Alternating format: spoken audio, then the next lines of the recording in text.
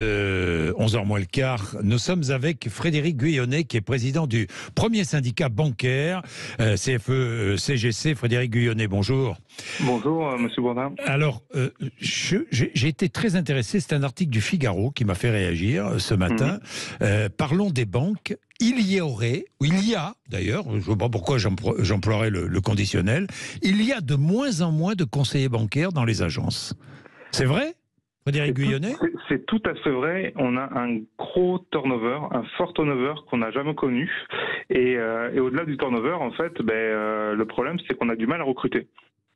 Ça, c'est quand même étonnant. Les agences sont de plus en plus souvent vides, sans conseiller, mais nous l'avons tous constaté. D'ailleurs, si vous voulez témoigner, je vais prendre Christian dans un instant, qui va prenons-le tout de suite. Tiens, il va nous raconter.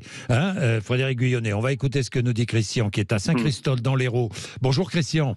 Bonjour Jean-Jacques. Alors, d'abord, permettez-moi de vous saluer. Je suis hyper content de vous entendre. Moi aussi, Christian. Alors, on supporte le même club et puis on a bu le café autrement. Il y a une grande paire d'années. Voilà. Vous voyez, Christian, on se retrouve. Ouais, et je suis hyper content. Franchement, là, c'est un cadeau de Noël. Voilà.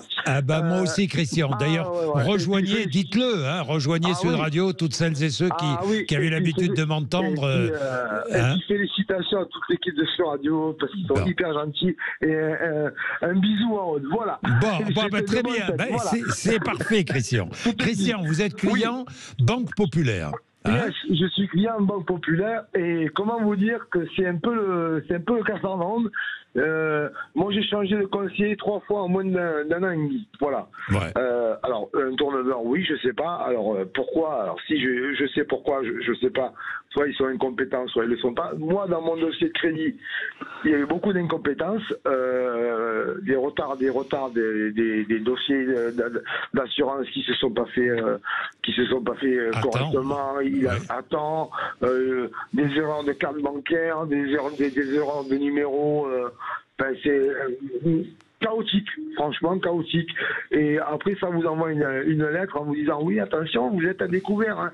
Oui, mais bien sûr, vous êtes content par contre de prendre les frais d'agio et les frais de dossier et tout ce qui va bien. Bien sûr. Alors vous n'êtes pas satisfait du service rendu, quoi. Parce que les banques sont chères, les frais bancaires sont chers, et le client doit exiger des frais une compétence et un service parfait. Oui, c'est ça. Moi, je paye pour un service qui n'est pas rendu. Bien sûr. Qui n'est pas rendu. Donc voilà, c'est compliqué. Et ça, vous savez que vous êtes très très nombreux à nous le signaler. C'est pour ça que je suis content de faire le sujet ce matin. Frédéric Guyonnet, ça ne vous surprend pas?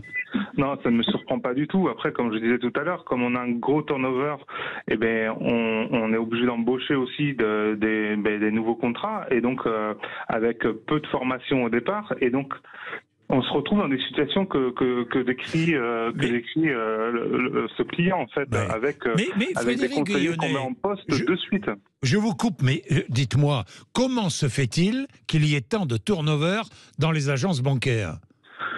Il y a plusieurs raisons. Déjà, les salariés trouvent un peu moins de valeur dans la banque, et donc on cherche des métiers, des entreprises avec plus de valeur. On a une mauvaise image dans le secteur bancaire. Ça décrit ce que vient de dire le client. Et puis on a des incivilités, c'est-à-dire qu'on a 10 000 incivilités par an. On se fait souvent agresser, et donc les conseillers partent, en fait. Ils veulent plus rester. Avant, il y avait un turnover entre banques, c'est-à-dire que le conseiller partait, il allait dans une autre banque pour des questions de salaire. Maintenant, il part carrément du secteur bancaire. Oui. Les dernières enquêtes montrent que 30% des salariés des banques rejoignant le secteur bancaire démissionnent au bout de 2 ans. C'est-à-dire que 30% de ceux qui sont entrés dans la banque démissionnent au bout de 2 ans. C'est énorme. Et Jean-Jacques Bourdin, 60% à 5 ans. 60% à 5 ans. Mais pourquoi on est quand même, quand on travaille, est-ce que quand on travaille dans une banque, on est mal considéré, on est mal payé, on a des horaires difficiles? Non, les horaires ne sont pas si difficiles que ça. C'est pas une question d'horaire, c'est une question aussi d'autonomie. En fait, dans le secteur bancaire, on est hyper réglementé. Donc, vous devez suivre des réglementations. On vous oblige à faire des choses.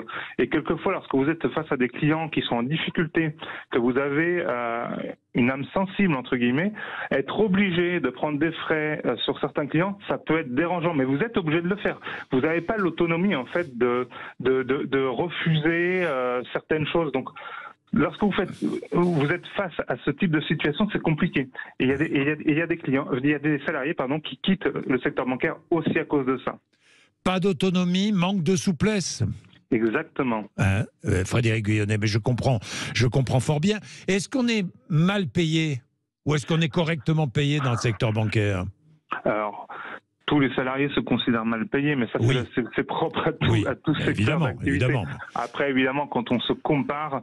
mais quel est le premier salaire quand on débute? En net, vous commencez sur du 1 200 € net. 1 200 € net. Oui. Évidemment, c'est peu pour commencer. C'est peu. Après, et la progression est rapide. La progression est rapide. C'est ce que j'allais vous dire. On est dans un secteur où le salaire progresse régulièrement et progressivement. Vous atteignez et vous doublez quelquefois le salaire dans les 10 premières années. Donc voilà. Oui. Et puis j'imagine, il y a beaucoup de primes. Alors, c'est des primes qui sont liées aux résultats de la banque. Donc, l'année dernière, il y a eu des bons résultats. Et heureusement, pour les Français, que les banques font des résultats, parce qu'elles feraient des pertes. On se dirait, on ne va peut-être pas laisser notre argent dans ces banques-là. Donc oui, les banques font des résultats. Ce sera moins vrai en 2023, parce qu'on attend une petite crise au niveau du secteur bancaire.